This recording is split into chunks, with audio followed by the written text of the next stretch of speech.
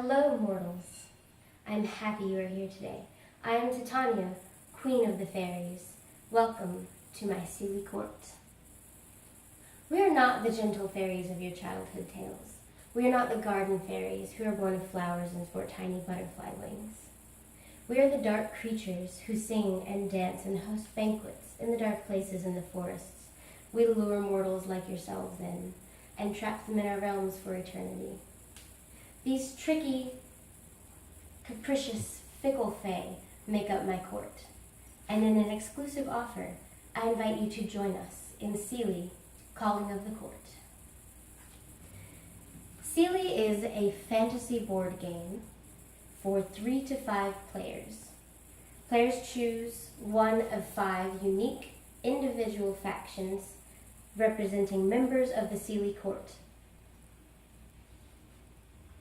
These factions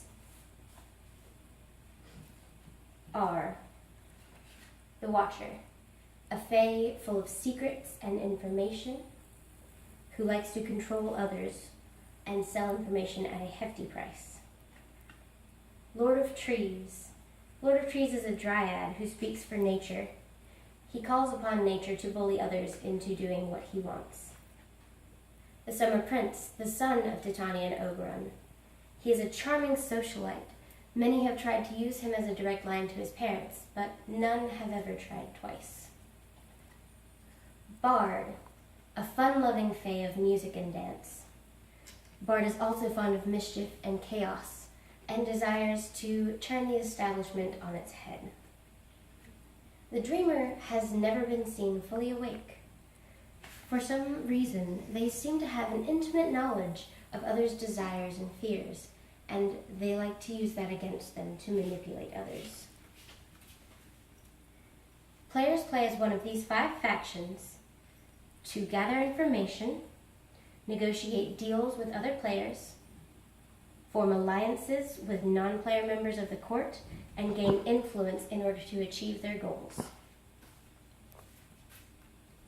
During a turn in Seelie Calling of the Court, all player turns happen simultaneously.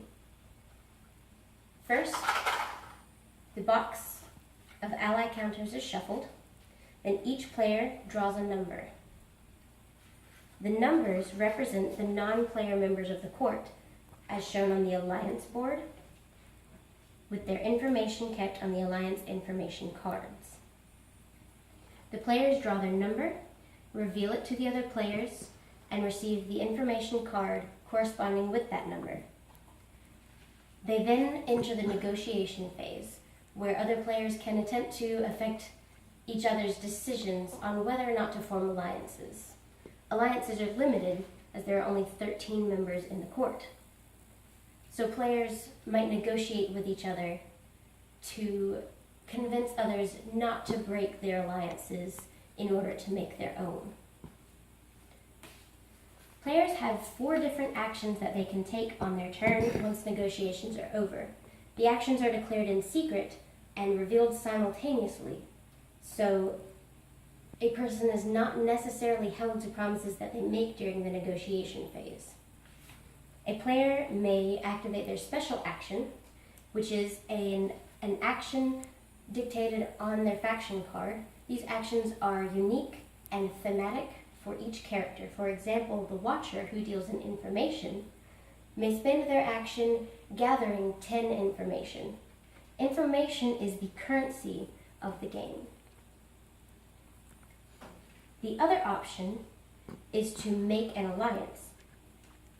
In order to make an alliance, the player must look at the stats, the thresholds on the alliance information card, and compare it to the stats on their own faction card.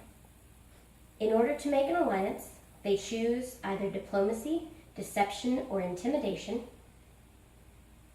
And once that choice is made, they must meet or beat the threshold on the card.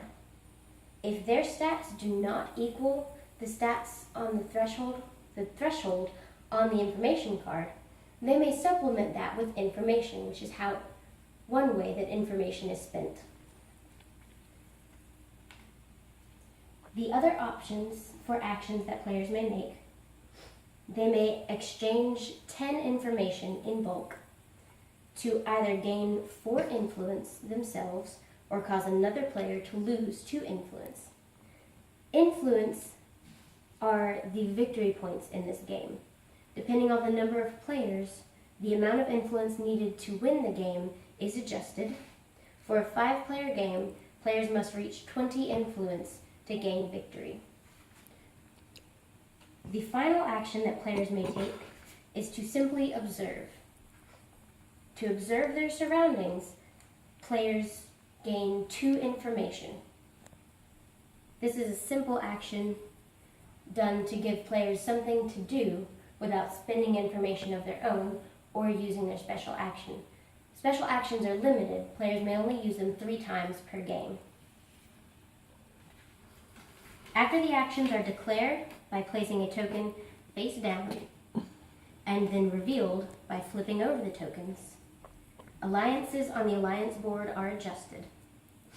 Any player who makes an alliance places one of their alliance tokens onto the board, like so.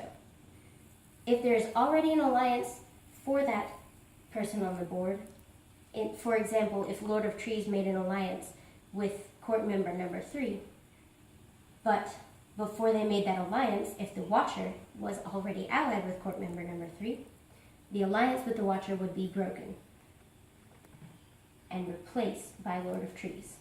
This is why the negotiation phase is important. It allows players a chance to convince others not to break alliances that they already have.